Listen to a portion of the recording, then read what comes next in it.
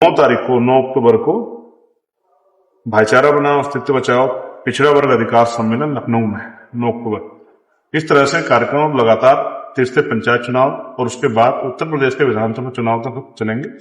फिर जिलों में हम लोग जाएंगे, विधानसभा में जाएंगे। लेकिन आजाद समाज पार्टी ने संकल्प किया है कि इस बार वो अपने दल को उसकी ताकत बनाएंगे, उसको ताकत में लाकर लोगों की भलाई के लिए जनहित के जो कार्य हैं पॉलिसी बना करेंगे। अच्छी रोटी कपड़ा मकान रोजगार कानून व्यवस्था अच्छी हो, इन सब के लिए हम संकल्पित है। इस काम को हम लोग करेंगे। नमस्कार साथियों, मैं सोनू सिंह सूद्र, आप लोग देख रहे हैं यूपी लाइव।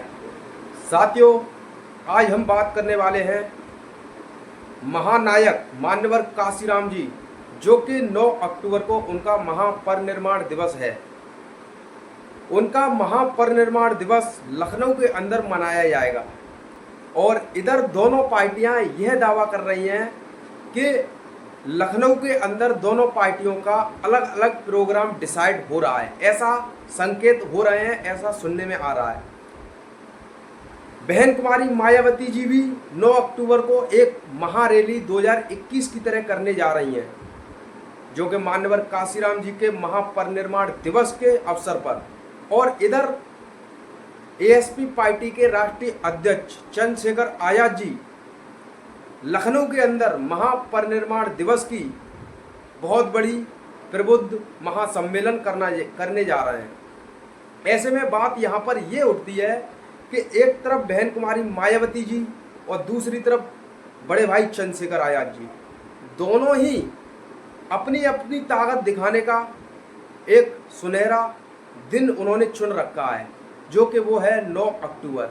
अब दोनों ही एक ही तारीख डिसाइड करके बैठे हुए हैं, 9 अक्टूबर। एक तरफ बहन कुमारी मायावती जी भी 9 अक्टूबर को लखनऊ के अंदर महा रैली का आयोजन कर रही हैं और इधर बड़े भाई चंद्रशेखर आजाद जी भी 9 अक्टूबर को महा प्रबुद्ध सम्मेलन का आयोजन कर रहे हैं।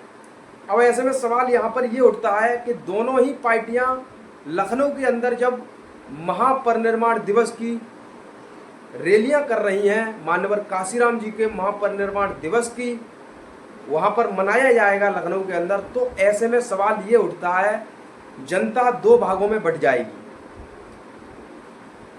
जो चंद्रशेखर भाई को मानने वाले हैं वो चंद्रशेखर भाई के प्रबुद्ध सम्मेलन में जाएंगे, जो बहन कुमारी मायावती जी को मानने वाले हैं वो बहन कुमारी मायावती जी के रैली में जाएंगे। हिस्सा बहुजन समाज के 2 हो जाएंगे 9 अक्टूबर के दिन।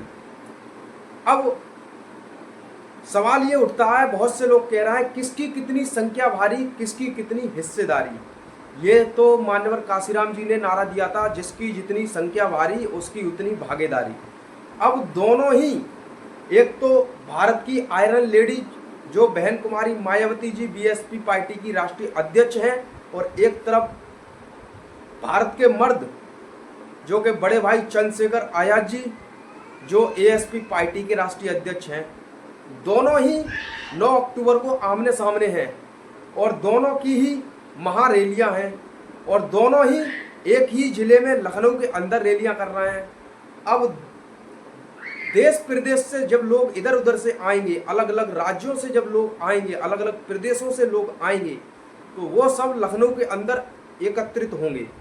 लखनऊ के अंदर 2 भागों में रैलियां हैं, अलग अलग लोग जाएंगे। ऐसे में ट्रेनें भी खचाखच भर के आएंगी, वाहन भी खचाखच भर के आएंगे और रोडों पर भी निकलने की जगह नहीं होगी, क्योंकि भाई एक तो भारत की आयरन लेडीज और एक भारत के मर्द, दोनों ही एक ही जिले में एक ही साथ एक ही तारीख को एक ही टाइम बड़ी रैलियां कर रहे हैं। अब बहुत से लोगों के अनुमान यहाँ ये लगाए जा रहे हैं कि बहन कुमारी मायावती जी की अगर रैली में संख्या ज़्यादा होती है तो हाथी फिर से दहाड़ने लगेगा। इधर चंद्रशेखर आजाद जी के समर्थक ये कह रहे हैं कि अगर प्रबुद्ध सम्मेलन होता है, वहाँ पर अलग अलग जातियों के लोग एकत्रित होते हैं, तो समाज के अंदर एक नया संदेश जाएगा। दोनों ही पार्टियां आमने सामने हैं, बहुजन समाज पार्टी और एएसपी पार्टी जो कि आजाद समाज पार्टी है। दोनों पार्टियों के कार्यकर्ता आपस में लड़ रहे हैं और दोनों पार्टियों के कार्यकर्ता आपस में गाली गलौज कर रहे हैं। बीएसपी पार्टी के कार्यकर्ता एएसपी पार्टी वालों पर टिप्पणियां करते हैं, एएसपी पार्टी के कार्यकर्ता बीएसपी वालों पर टिप्पणियां करते हैं। एएसपी पार्टी वाले अगर सवाल पूछते हैं तो बीएसपी वाले गाली गलौज पर उतर आते हैं। यहाँ तक कि ही नहीं, गाली गलौज तो छोड़िए, उनके घर परिवार पर भी हमला करने लगते हैं। घर परिवार छोड़िए, उनकी इस तरीके से धज्जियां उड़ाने लगते हैं जैसे कि सिर्फ बीएसपी का ही राज्य चलेगा। अब रही बात एएसपी की कार्यकर्ताओं की, एएसपी के कार्यकर्ताओं से अगर कहो कि बीएसपी वाले के साथ खड़े हो जाओ तो एएसपी वाले कार्यकर्ता बीएसपी के साथ कंधे से कंधा मिलाकर खड़े हो जाते हैं। यहीं अगर बीएसपी के कार्यकर्ताओं से कहो कि एएसपी वाले कार्यकर्ता या भीम आर्मी के साथ खड़े हो जाओ तो बीएसपी वाले कहते हैं वो मेरे संग के नहीं है, उनकी इतनी औकात नहीं है। बीएसपी वाले औकात की बात करते हैं और एएसपी वाले जमीनी स्तर की बात करते हैं। बीएसपी वाले एसी में बैठकर काम करते हैं, एएसपी वाले रोड पर उतरकर काम करते हैं। बीएसपी वाले सिर्फ मोबाइल पर फेसबुक खेलते हैं, एएसपी वाले मैदान में जाकर दहाड़ते हैं। बीएसपी वाले बोलते हैं, एएसपी वाले करते हैं। अब सवाल ये उठता है, दोनों की रैलियां 9 अक्टूबर को एक ही जिले में है, किसकी कितनी होगी संख्या भारी, कहां से लोग आएंगे, किस किस राज्य से लोग आएंगे, कितनी भीड़ इकट्ठी हो सकती है, अनुमान लगाए जा रहे हैं। अगर बहन कुमारी मायावती जी पुराने अंदाज में, पिछले अंदाज में अगर फिर से जमीन पर उतरकर कार्य करने लगी तो मान के चलिए बीएसपी पार्टी की सरकार बनना तय है।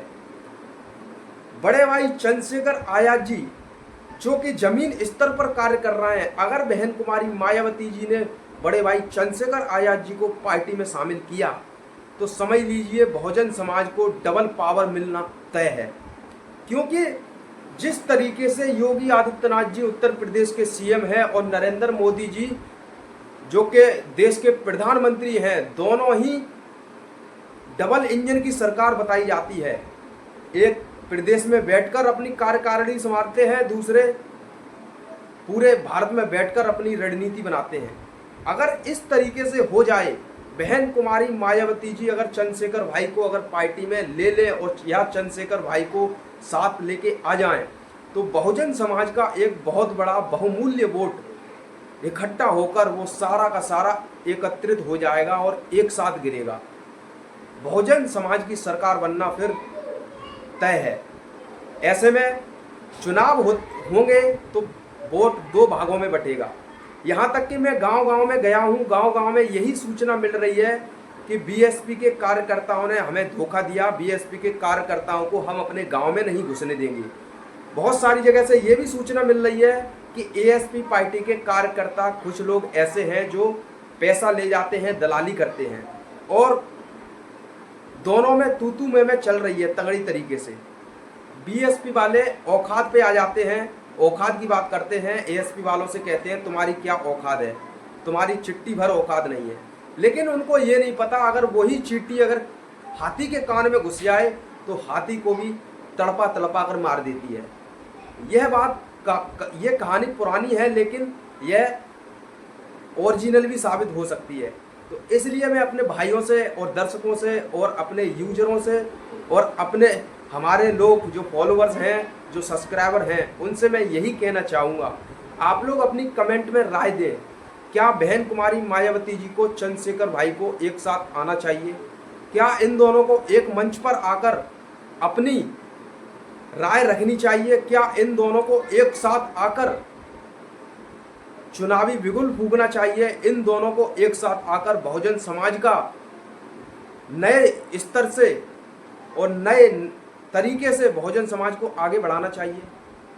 अगर ये दोनों साथ आते हैं तो भारत की राजनीति में एक नया संदेश पहुंचेगा कोने कोने में कि बहुजन समाज अब एक हो गया है। जिस दिन ये दोनों पार्टियां या दोनों नेता एक साथ हो जाएंगे उस दिन समझ लीजिए बहुजन समाज की सरकार बनना तय है। अगर ये दोनों नेता एक नहीं हुए तो चाहे बीएसपी के लोग बुराई मान जाएं, चाहे एएसपी के लोग बुराई मान जाएं, दोनों चाहे आपस में किसी को भी गाली देते रहें, मिलना किसी को कुछ भी नहीं है। वो कहते हैं ना, सांप निकल जाता है तो लाठियां पीटते रहते हैं। तो ऐसा ही हिसाब होने वाला है इस चुनाव में। एक तरफ एएसपी पार्टी गरीबों को चुनाव लड़ाने का वायदा कर रही है, दूसरी तरफ बीएसपी पार्टी टिकट बेचकर उन औकात वालों को चुनाव लड़ाती है। अब दोनों पार्टियों का निर्णय अलग अलग है और दोनों पार्टियों के रास्ते भी अलग अलग हैं। या तो गरीब को चुनाव लड़ाने वाला जीते या फिर भाई टिकट बेचकर जिसको सीट दी है वो जीते। हमारी बात का बुरा मत मानना, हम कोई गलत नहीं कह रहे हैं, ना किसी की बुराई कर रहे हैं। आप लोगों को सिर्फ यही समझाने के लिए हमने यह वीडियो बनाई है कि 9 अक्टूबर को होने वाली महारैली चंद्रशेखर आजाद जी और बहन कुमारी मायावती जी की जो लखनऊ के अंदर होने वाली है, वहाँ 2 भागों में जो लोग बटेंगे, 2 भागों में लोगों का बंटवारा होगा। अलग अलग रणनीतियाँ लोग तय करेंगे। एक तरफ बड़े भाई चंद्रशेखर आजाद जी गरीबों की बात करते हैं, दूसरी तरफ बहन कुमारी मायावती जी भी गरीबों की बात करती हैं। लेकिन धरातल पर, धरास्थल पर, गांव-गांव में बहन कुमारी मायावती जी ने अपने 4 बार मुख्यमंत्री कार्यकाल में गरीबों के लिए कुछ किया नहीं है। स्कूल बनवा दिए हैं, मानते हैं, स्कूलों का निर्माण किया, शिक्षा उत्पन्न कराई, मानते हैं हॉस्पिटल बनवाए, मानते हैं नौकरियां निकलवाई, मानते हैं कानून व्यवस्था ठीक की। लेकिन गरीबों के लिए अगर कुछ करना ही था तो नोएडा के अंदर 100-100 गज का प्लॉट गरीबों को दिलवा देती। और जो आपने काशीराम आवास बनवाए थे, उन आवासों को ना बनवाकर उनके बदले अगर 100-100 गज उन गरीबों जिनके लिए वो आवास बनवाए थे, काशीराम आवास, वही